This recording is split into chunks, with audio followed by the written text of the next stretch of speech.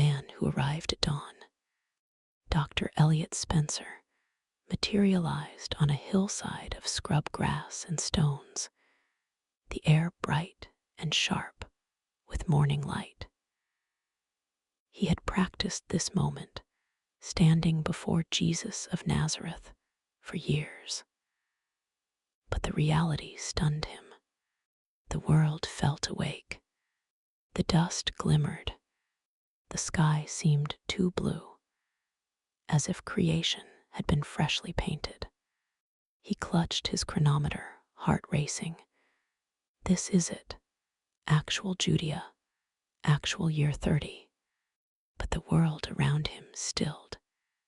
Not in time, in attention. Someone had turned toward him. Jesus stood under the shade of a lone fig tree, speaking softly to a pair of fishermen.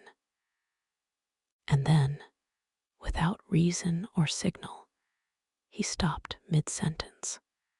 Slowly, deliberately, he lifted his gaze and looked directly at Elliot, as if he had been waiting. Elliot's lungs collapsed. His legs trembled. He felt seen in a way he had never known, not like being watched, but like having a veil gently removed. Jesus stepped forward. The disciples muttered among themselves in Aramaic, "Rabbi, do you know this man?" Jesus smiled faintly. "I have known him longer than he has known himself." Elliot froze. His training in physics, temporal mechanics, anthropology, and language, none of it prepared him for this. Jesus walked toward him with the calm inevitability of a moonrise. Elliot stumbled back. How could you possibly?" Jesus raised a hand, silencing him with a gesture gentler than a whisper. "You have crossed many centuries to find me, Elliot Spencer." Elliot felt his soul drop through the earth.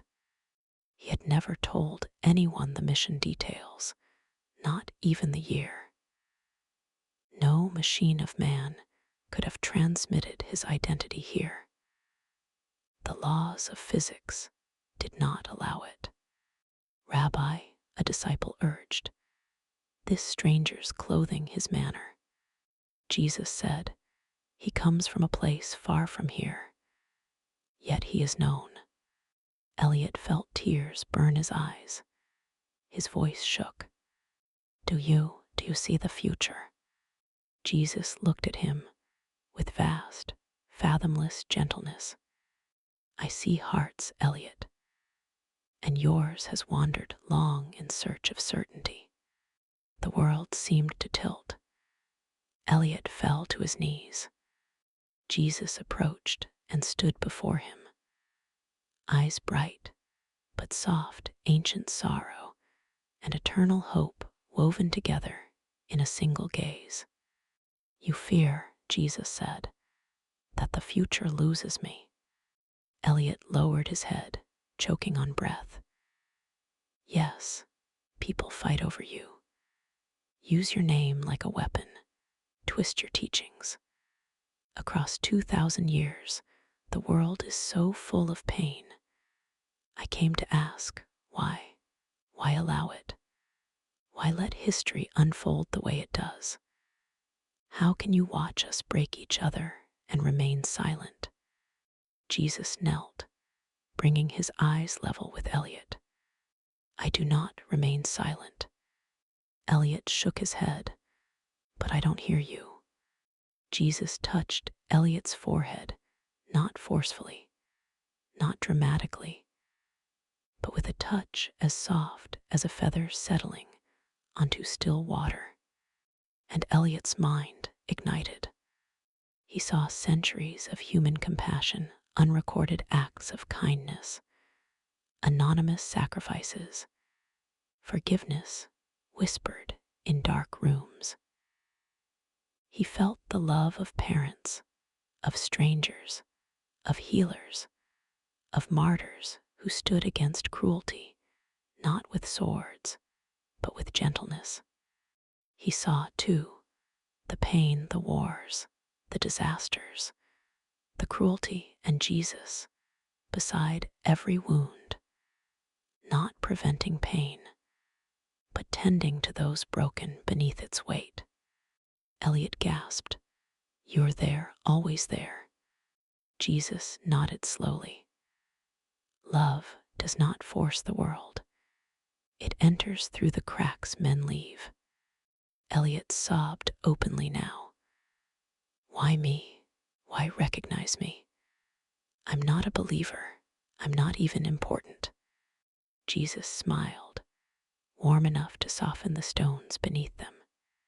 Importance is a measure made by men. Love is a measure made by God. He placed a hand over Elliot's trembling one. And you, Elliot Spencer, have carried the weight of unanswered questions for far too long. Elliot trembled. Will my world ever learn? Jesus' expression held a sorrow too immense for words, but also an unshakable hope. They will struggle, he said. They will fail. They will rise. They will seek me in the storm and in the silence. And every time I will be there.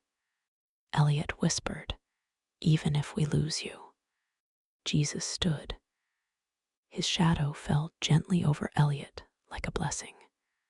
I cannot be lost. A low hum began, the temporal recall initiating. Elliot panicked. Wait, I don't want to leave, please. Jesus reached out and grasped his hand firmly. The grip was human, warm, unmistakably real. Elliot, he said, you came seeking answers. Carry them home. Walk in light, not certainty. The world dissolved in luminous wind. When Elliot opened his eyes, he was back in the chronal chamber, alarms beeping, scientists shouting, technicians scrambling. But on the floor beside him lay something impossible.